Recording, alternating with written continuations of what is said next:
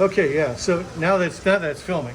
Yeah. So why do we do this? Well, I've got soft fat. This is margarine instead of butter. You could replace it with butter if you wanted, but soft fat. It has to be soft. If it's hard, fresh out of the fridge, what'll happen is the sugar will, when you mix the sugar and the fat together, you'll get some air incorporated, but not enough, because the fat's too hard. So when it's soft, the sugar has a chance to really drive itself through the fat. And those air bubbles are pretty important. First of all, anytime you have air trapped in a substance like fat, those air bubbles are going to expand when it heats. So that's going to help create some leavening. Now, we already have in this recipe, this is the banana muffin recipe, we also have baking soda in here. So that's going to help leaven the product as well and create more air. But this air, we're going to incorporate in here. I'm going to start off slow with this and just kind of get the fat and the sugar mixed together. And I do this partially so that if I mix it together slow, at least I won't have anything ejecting out of the bowl. If I go too fast, I'll end up with sugar all over me. So as it gets mixed together, I'll bump up the speed. And what that's going to do is the fat will start to get incorporated with that sugar. Those air bubbles are going to be what allows us to incorporate the next ingredient that's going to go in here. And that's going to be eggs. When you incorporate eggs into a creamed mixture, the eggs go in and they fill all those little air bubbles. And the eggs will stabilize the air bubbles when it bakes, because each of those eggs is going to coagulate when it heats. And it's going to create those air bubbles stabilize within a coagulated substance like eggs. That's a good thing, because now the air bubbles will be trapped permanently inside in this case, your banana muffins. So what am I looking for? In a creamed mixture, you need to have the mixture get light in color and light in texture. But you don't want to go much further than that. Now, if I lift this bowl up a little bit, we'll get a little bit more access to the butter in the bottom here. But what we're looking for, though, is we're looking for it to be light in color and texture. If you go less than that, a lot of people will beat sugar and fat together at home with a hand mixer, and they don't do it completely. They don't get very effective creaming, and they'll think it's enough, and they'll start adding their eggs. And what will happen is the eggs and the fat won't mix together nicely, and it'll get soupy. That's what I refer to as under creaming. It's too little. There's not enough air bubbles to incorporate those eggs together with it. You can then cream just right, where all the eggs get absorbed really nicely into the fat mixture. Or you can overcream. If you overcream, you'll have too many air bubbles. And too many air bubbles, what will happen is some of the air bubbles will get stabilized with egg, and some of the air bubbles won't. And when it bakes, the ones that are not stabilized by egg will pop. And then, let's say you're all bubbles. All of you are bubbles within this lump of fat. Now let's say like Catherine pops, right? She's a bubble, she pops. If Anna is not stabilized by egg, she'll pop, because the vibration from her will pop Anna. But now all of a sudden we start getting pop, pop, pop, pop, pop, all the way across, and we'll start getting all of this cascade of bubbles popping, and you'll end up with your muffins will collapse. And then the ones that are stabilized will hold up. So we don't want to have all these bubbles popping, because obviously we want to keep our air bubbles as much as we can. But if you have bubbles popping, it also helps to release this margarine. So you'll end up with a product that's flat and oily if it's over creamed. A lot of the oil will leach out, and you'll find cookies will have like a pool of oil around them. Muffins will have a real oily bottom. And while they'll be edible, technically edible, it won't be ideal. So it's normal for muffins to have a little bit of oiliness on the bottom, because a little bit of fat works its way to the surface. but a lot of fat ends up meaning it's kind of wet at the bottom with oil from that melted butter or margarine. So I'm noticing that this is starting to get a much lighter and fluffier, and that's the idea. I want to see that texture change.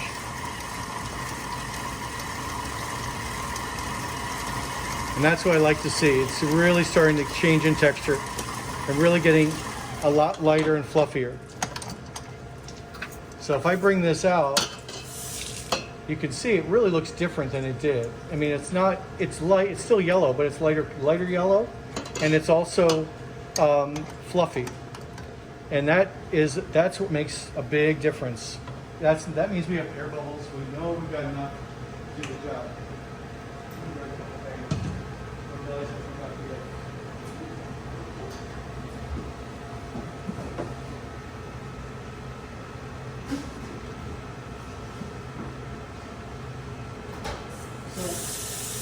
While I'm making this sound rather technical,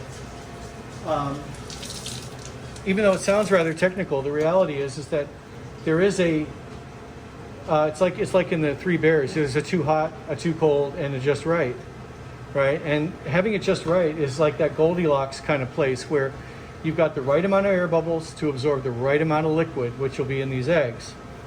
And if you do it correctly, every time you'll get great results. However, if you undercream or overcream, you can end up with results that are not ideal. They're not exactly what you were looking for. So I'm going to go ahead and I'm going to put these 2 eggs into this creamed mixture, and you'll notice that the eggs have to be put in slowly. And I do it while on medium speed. I'm just going to add 1 egg at a time. So 1 goes in, and initially, I don't know if you can see it, but it looks rather curdled. It looks like cheese curds. And the reason why is because the fat and the liquid are not liking each other. So the water that's in the eggs and the fat are trying to resist, but eventually it starts to get creamy. And when it gets creamy like that, means the air bubbles have absorbed that egg. So now we've got another egg that goes in. And again, back to curdling. Initially it tries to resist, but we put enough air in those eggs to allow the air bubbles to absorb that egg. And that's the only way we can really get fat and liquid to play nice together, is if we provide those air bubbles. So I'm scraping down here to allow all the fat that has air bubbles in it access to the liquid. Whoops.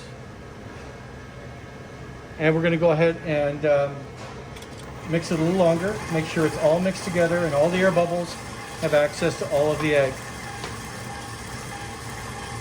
And you can see it getting rather creamy.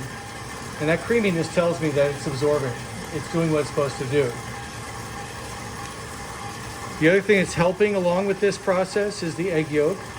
Egg yolk has a substance in it called lecithin. About 10 or 11% of the egg yolk is made of lecithin. And lecithin allows an emulsion to form between liquids and fats. As you know, water and oil, they don't play nice together.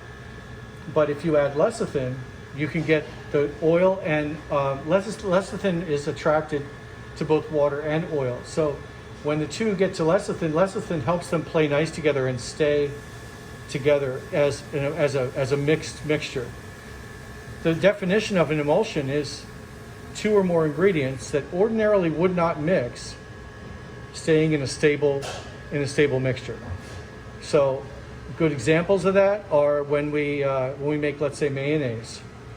Mayonnaise is a mixture of eggs and oil. Really, to get those to play nice together, you've got to use the egg yolks to help make that happen. But if you do that, you get a very stable emulsion. And you've seen mayonnaise, it's very stable. It lasts for days and days in the fridge, never separates out. That's because of the emulsion that is being formed between the eggs and the liquid, or the eggs and the fat, rather. So this is now stable.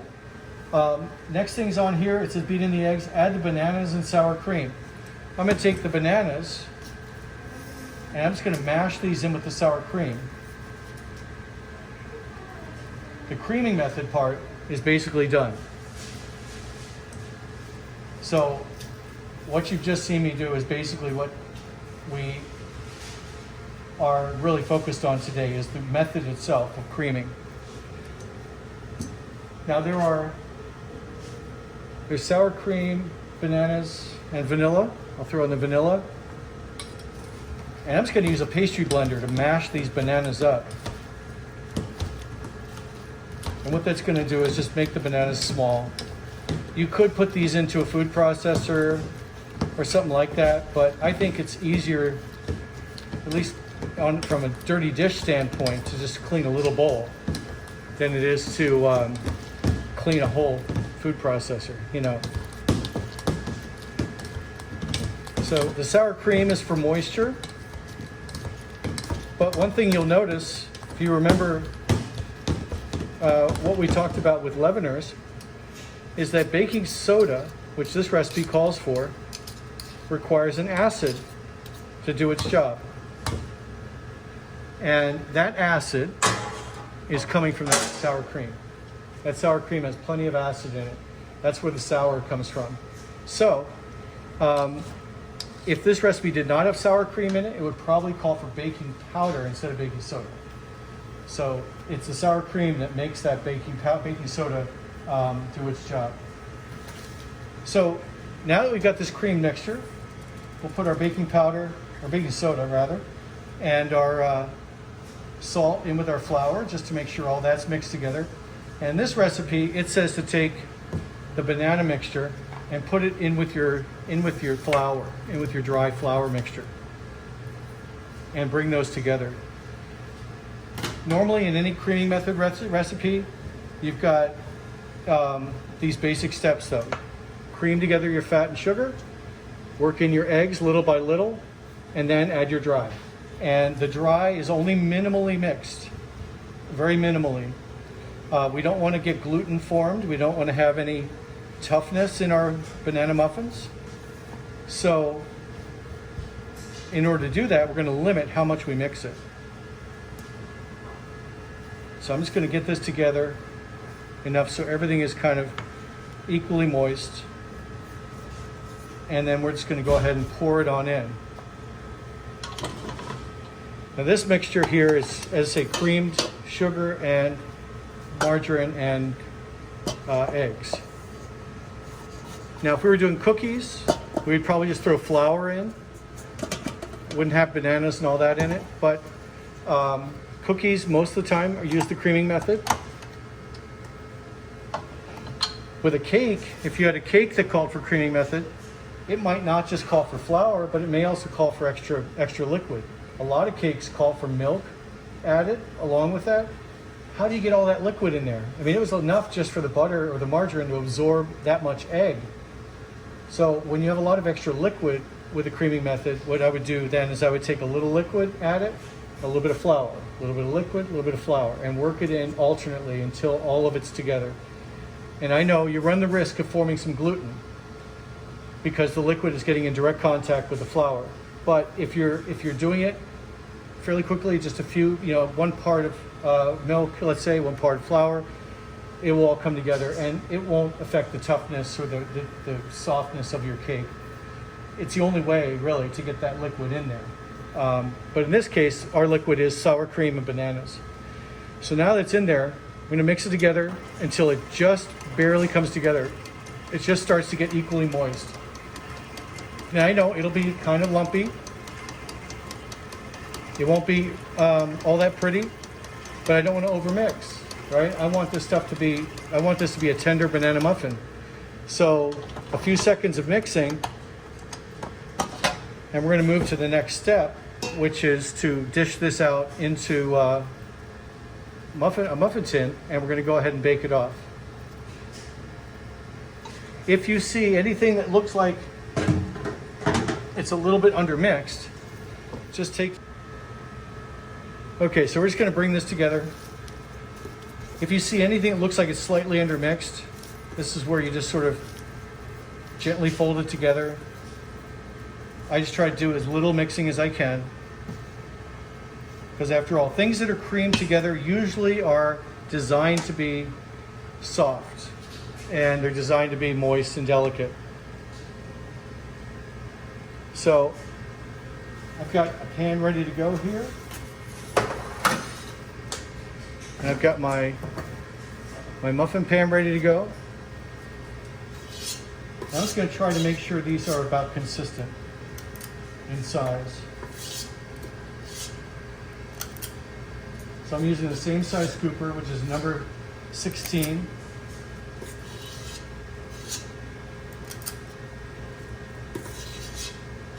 So I'm just trying to make sure it's about the same every time.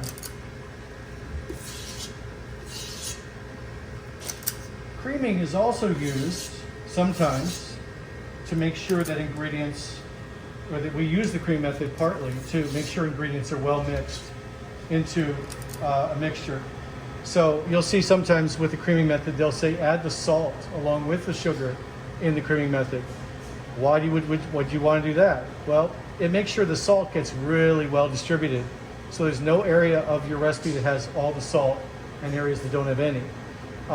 So you'll see that in some recipes that call for creaming, you'll see that they are using that method as, you know, a side benefit of being able to get things well incorporated. I've even seen like a couple of cake recipes where they say they want to have non-fat dry milk incorporated into the recipe, and they'll have the non-fat dry milk creamed in with the fat, again, to get it well distributed. I'll see if I can eke out one more muffin out of this. Last time I made these, I got 12.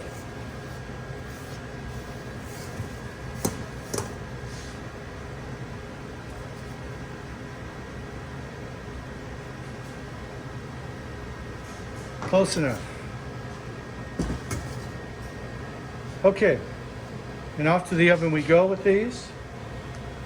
I'll shut off the video, and then what we'll do is all spring when we had to switch over to online during the beginning of COVID-19. I had to use this arm and videotape everything, but basically this is the finished product, and you guys are welcome to grab one and try one if you like. They're really good banana muffins. But the thing is that we filmed everything because I then put it up on YouTube, and then I'd link it to Talent so everybody could see it. And then they would try making the same thing at home. And it got a little interesting because COVID-19 presented us some interesting problems. But I thought, you know, today, since Olivia's out, and she's probably going to be out for a couple of days here, we're going to be, I'm just going to be videotaping these things so everybody has a chance, she has a chance to keep up. And then they'll be up on YouTube for the rest of us to look at too. Especially as we get into next week, where I'm going to ask you to pull out your mixers and you'll make the same recipe for creaming method. And then we'll all look at each other's products.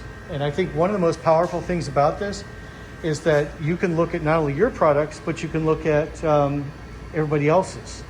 So Brianna can see how Margaret's came out, and Anna can see how Alyssa's came out, and they may look different. They may look a little bit different, but that's okay.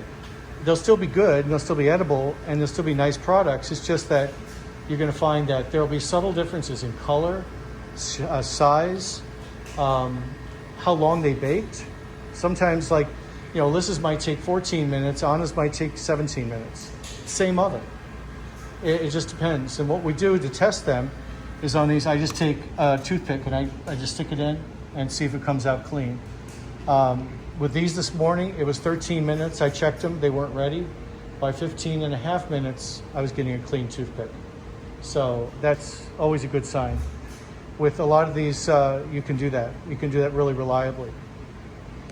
So